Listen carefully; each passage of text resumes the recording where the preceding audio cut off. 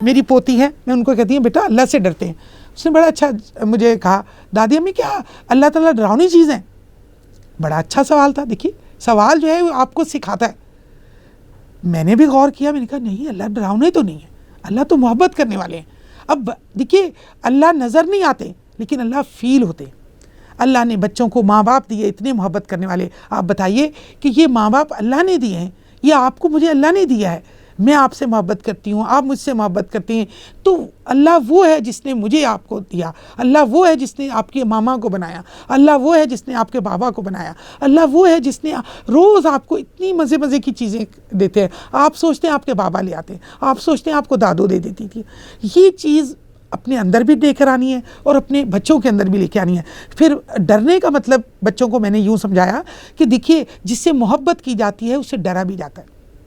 یعنی کہ میری بیٹی کو یہ پسند نہیں ہے تو میں یہ نہ بناؤں، وہ بھوکی رہ جائے گی، تو کیا اس کی محبت میں کمی آنے کی وجہ سے میں اس سے ڈرتی ہوں. تو اللہ کا تقویٰ یہ ہے کہ اللہ کی محبت کم نہ ہو جائے، اللہ جو مجھے دے رہا ہے وہ کم نہ ہو جائے.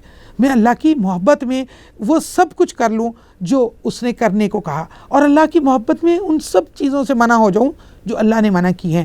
اللہ سے یہ ہے مطلب ڈرنے کا. اللہ ڈراؤنی چیز بالکل بھی نہیں ہے. تو اچھا اب یہ دیکھیں، یہ اسلامی اخلاق سے مراد اسلامی عادات ہی ہیں. سب سے بڑا اخلاق کیا ہے؟ وہ یہ ہے کہ آپ غصے میں نہ آئیں. انسانی جذبہ اللہ نے رکھا ہے لیکن یہ برائیوں کے لیے رکھا ہے کہ آپ بری چیز پر اپنے دل میں برا جانیں، اپنے عمل سے اس کو پیچھے کر دیں. لیکن غصہ جو ہے وہ چیزوں کو خراب کر دیتا ہے. آپ تحمل سے چیزوں کو لیجئے اور عملاً اس چیز کو، کہ جیسے جھوٹ نہیں بولنا، چاہے اس کا نقصان ہو جائے. آپ کہیں کہ دیکھیں جھوٹ بولنے والے پر مجھے غصہ آتا ہے، جھوٹ نہیں بولنا. پھر میں غصہ کروں پھر تو ٹھیک ہے، لیکن میں غصہ ناجائز کروں وہ مجھے نہیں کرنا. اپنے عمل سے بچوں کو بتانا ہے کہ غصہ حرام ہے، غصہ وہ جو ہے منع کیا ہے ہمارے اسلام میں. اور کوئی بھی چیز، کسی کی بھی چیز کی خرابی کی اگر پیچھے تحقیق کی جائے تو اس کے پیچھے غصہ ہی ہوتا ہے. تو اسلام اتنا پیارا دین ہے کہ جس میں نبی صلی اللہ علیہ وسلم نے فرمایا کہ تم میں سب سے بہادر وہ ہے جو اپنے غصے کو پی جائے، اور پہلوان وہ نہیں جو اپنی کشتی کو پچھاڑ دے، بلکہ پہلوان وہ ہے جو اپنے غصے کو پی جائے. ٹھیک ہے. اور قرآن کی بھی آیت ہے کہ جو تقویٰ والے لوگ ہیں وہ غصے کو پی جاتے ہیں. تو ہمیں اپنے ماں باپ کو اپنے بچوں کے سامنے غصے کا اظہار نہیں کرنا. اور تیسرا کیا ہے کہ ہمیں عہد کی پاسداری کرنی ہے، وعدوں کی پابندی کرنی ہے. بچوں سے وہی وعدہ کریں جس کو آپ نبھا سکیں. اور ایک اور چیز بڑی اہم ہے کہ بچوں کو ہم بہت زیادہ جو لالچ کا عنصر بھی دے دیتے ہیں کہ آپ پاس ہوئے تو ہم یہ دیں گے، ہم یہ دیں گے، اور پھر ہم بھول بھی جاتے ہیں. تو ایک تو اس میں لالچ کا عنصر آتا ہے، دوسرا یہ آ جاتا ہے کہ ہم سوچ سمجھ کر وعدہ کریں. چھوٹا وعدہ کریں اس کو پورا کریں، کبھی بھی بڑے وعدے نہیں کریں. اللہ رب العالمین نے متقین کی یہ بات کی کہ وہ اپنے وفا کرتے ہیں، اپنی باتوں کی، اپنے وعدوں کو پورا کرتے ہیں. تو وعدہ فرض نہیں ہے لیکن وعدے کو پورا کرنا فرض ہے. ہم بہت اس بات میں مسلمان اور مائیں اس بات میں بہت کمی محسوس کرتی ہیں کہ جلدی جلدی دوسروں سے وعدے کر لیتی ہیں کہ میں آؤں گی، میں کروں گی. لیکن آپ سوچ سمجھ کر اپنے بچوں سے وعدہ کریں، اپنے بچوں کو تحفوں کی لالچ میں نہ لے کر آئیں، بلکہ وہ چیزیں پوری کریں جو کہ پوری کرنے کے آپ قابل ہو سکیں. ٹھیک ہے. اور تحمل اور بردباری بھی دراصل اسی کی چیز ہے جو مستقل مزاجی ہے کہ آپ نے تحمل یہ ہے کہ آہستگی سے وہ کام کرتے چلے جانا ہے، ایک ہی چیز کے مختلف نام ہیں. اور بردباری بھی یہی کہ آپ نے نتیجہ نظر آئے یا نہ آئے، آپ نے کہا بچوں کی تو میں نے اتنی عرصہ تربیت کی، ہمیں نتیجہ تو نظر نہیں آیا، اور اب ہم اپنے غصے کا اظہار مختلف پیرائے میں کرتے ہیں. یہ نہیں کرنا. ہمیں اسلامی تاریخ سے یہ بات سمجھ میں آتی ہے کہ اللہ تعالیٰ نے ہمارا امتحان تو لینا ہے، جیسے کہ حضرت نوح علیہ السلام کا لیا. کہ نعوذ باللہ ہم یہ تو نہیں کہہ سکتے کہ حضرت نوح علیہ السلام نے اپنے بچے کی تربیت نہیں کی. نہیں، اللہ نے حضرت نوح علیہ السلام کو ان کے بیٹے کے ذریعے سے آزمایا اور کہا کہ وہ تمہارے اہل سے نہیں ہے. حضرت نوح فوراً مان گئے کہ ہاں اللہ، میں جاہلوں میں سے نہیں ہوں گا، اب میں نہیں کہوں گا کہ میرے اس بیٹے کو پانی سے بچا لیجیے.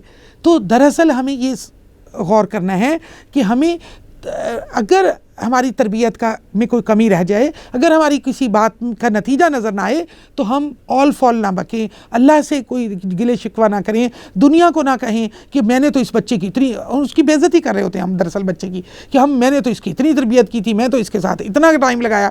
تو دراصل جو سب سے پہلے میں نے آپ کو عنصر بتایا تھا کہ عزت کیجئے، اس کے ساتھ عاجزی سے پیش آئیے کہ ہاں مجھ سے غلطی، اور حقیقت ہے کہ غلطی تسلیم کرنے والے کا درجہ بلند ہوتا ہے۔ توبہ کیا ہے؟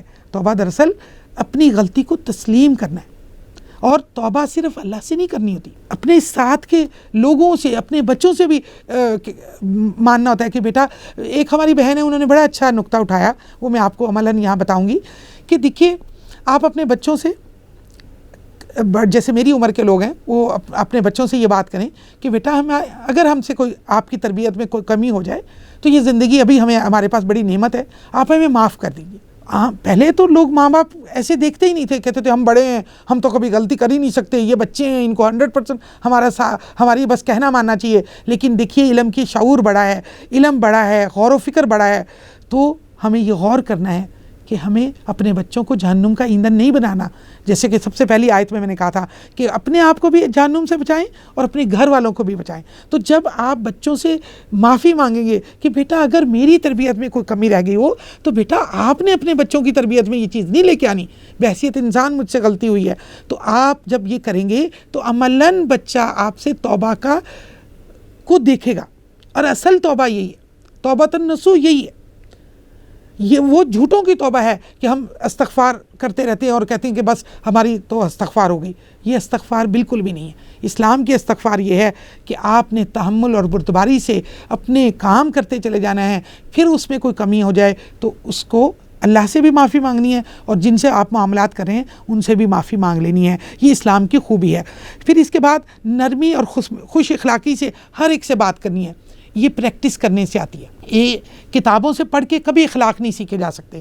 اور پیارے نبی حضرت محمد صلی اللہ علیہ وسلم کو اللہ نے جو مبعوث کیا اور کتاب ان کے دل پر نازل کی، اور انہوں نے 23 سال میں لوگوں کو عمل کر کے یہ ساری باتیں بتائیں، تو دراصل یہ اخلاق کے ذریعے سے آپ نے سکھائی۔ تو ہمیں اس اخلاق کو درجہ بدرجہ اپنے اندر لے کر آنا ہے۔ اور یہ ایک نبی صلی اللہ علیہ وسلم کی ایک حدیث ہے کہ نرمی اور خوش اخلاقی سے بات چیت کرنا نیکی ہے، اور یہ ایک قسم کا صدقہ ہے، یعنی سچی بات ہے۔ صدقہ ہم سمجھتے ہیں پیسہ دینا ہی صدقہ ہے، نہیں، راستے سے پتھر ہٹا دینا بھی صدقہ ہے۔ تو صدقہ ہر سچی بات، ہر سچا عمل، ہر سچی بات کو اڈاپٹ کر لینا، یہ صدقہ ہے۔ اور یہ یاد رکھیے، یہ کر کے چکھی ہوئی چیز ہے میری، کہ اللہ کی باتوں پر جب آپ عمل کرتے ہیں تو آپ کے اندر نرمی پیدا ہوتی ہے، جب آپ گناہ کرتے ہیں آپ کے اندر سختی پیدا ہوتی ہے۔ تو آپ نے آج کے بعد یہ چکھنی ہے چیز کہ آپ گناہ کر کے دیکھیے کہ آپ کے اندر سختی آ گئی، آپ نیکی کریے آپ کے اندر نرمی آ جائے گی۔ نرمی کوئی ایسی چیز نہیں ہے جو بازار سے خرید کے لے آئیں، اور سختی وہ نہیں ہے کہ ہم کسی حکیم کے پاس چلے جائیں اور کہیں گے ہمارے اندر سے سختی ختم ہو جائے۔ نہیں، آپ کے اندر تقویٰ ہو، آپ کے اندر نبی صلی اللہ علیہ وسلم کی سنت ہو، سیرت پر عمل کرنے کی جذبہ ہو، آپ کے اندر خود بخود نرمی آ جائے گی۔ اور آج ہمارے بچوں کو ان ساری باتوں کی اور عمل کرنے کی ضرورت ہے۔ لیکن پھر دوبارہ میں ریپیٹ کروں گی کہ جن باتوں کو آپ اپنے بچوں کے اندر دیکھنا چاہتے ہیں وہ غور کیجئے کیا وہ آپ کے اندر ہیں۔ اور سب سے بڑی بات کہ تنہائی میں اپنا ٹائم گزاریں، لوگوں کی زبان پر نہ جائیں، اپنا جائزہ تنہائی میں لیں۔ اور سب سے بہترین بات کہ اللہ نے جو مسلمانوں پر فرض تو نہیں ہے لیکن سب سے بہترین نماز جس کو فرض نمازوں کے بعد کہا، تہجد کا وقت ہے۔ وہ تہجد کا جو وقت ہے وہ آپ کے بچوں کے لیے بہترین ہے۔